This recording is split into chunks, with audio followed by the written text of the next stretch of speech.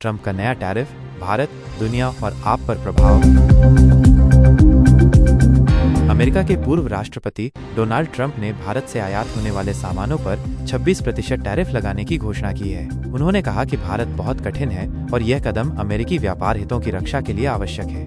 भारत पर प्रभाव, निर्यात में कमी, टैरिफ से भारतीय वस्तुओं की कीमतें बढ़ेंगी, जिससे अमेरिका में उनकी मांग कम हो सकती है। अर्थव्यवस्था पर प्रभाव, निर्यात में कमी से भारत की अर्थव्यवस्था पर नकारात्मक प्रभाव पड़ सकता है। Starting tomorrow, the United States will implement reciprocal tariffs on other nations. It's been a long time since we even thought of that. But we will charge them approximately half of what they are and have been charging us. So the tariffs will be not a full reciprocal. I could have done that, yes, but it would have been tough for a lot of countries. We didn't want to do that. I'd like to see the chart if you have it. Could you bring it up, Howard? This is our great Secretary of Commerce, Howard Lutnick. So if you look at that, China, first row, China, 67%. That's tariffs charged to the USA, including currency manipulation and trade barriers. So 67%, I think you can, for the most part, see it.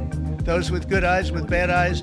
We didn't want to bring, it's very windy out here, we didn't want to bring out the big charts because it had no chance of standing. Fortunately, we came armed with a little smaller chart. So it's 67%, so we're going to be charging a discounted reciprocal tariff of 34%. I think, in other words, they charge us, we charge them less, so how can anybody be upset? They will be, because we never charge anybody anything, but now we're going to charge. European Union, they're very tough, very, very tough traders. You think of European Union, very friendly. They rip us off. It's so sad to see. It's so pathetic.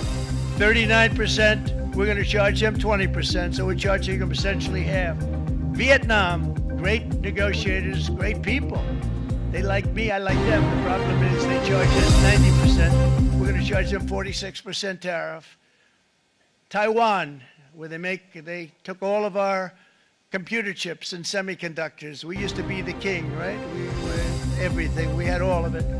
Now we have almost none of it, except the biggest company is coming in. We're going to end up with almost 40%. Lee Zeldin's working to get their approvals. And it's an amazing company. Mr. Wei, of one of the great companies of the world, actually. They're coming in from Taiwan, and they're going to build one of the biggest plants in the world, maybe the biggest for that. But 64%, we're going to charge them 32%. Japan, very, very tough, great people. And again, I don't blame the people for doing it. I think they're very smart in doing it. I blame the people that sat right in that Oval Office, right over there, right behind the Resolute desk or whichever desk they chose. But you see the numbers. The numbers are so disproportionate. They're so unfair. At the same time, we will establish a minimum baseline tariff of 10%. You notice that on the chart? And that'll be on other countries to help rebuild our economy and to prevent cheating. So we're going to have a minimum of cheating, and we're going to be very severe on the people that at the gate that watch the tariffs and watch the product coming in, because there's been a lot of bad things happening at the gate because the money is so enormous that you're talking about. There's never been probably anything like it in terms of the enormity, and there are a lot of bad things happen, and the people that do the check-in, and they're looking at 10-year jail sentences if they do. But we're going to treat them so good, but if they cheat, the repercussions are going to be extremely strong. Foreign nations will finally be asked to pay for the privilege of access to our market, the biggest market in the world. We're right now the biggest market in the world. We had a great country 4 years ago in terms of the economics. We were doubling up on China. We were doing so well. Nobody was going to catch us, but so much of it slipped away over the last 4 years under Biden.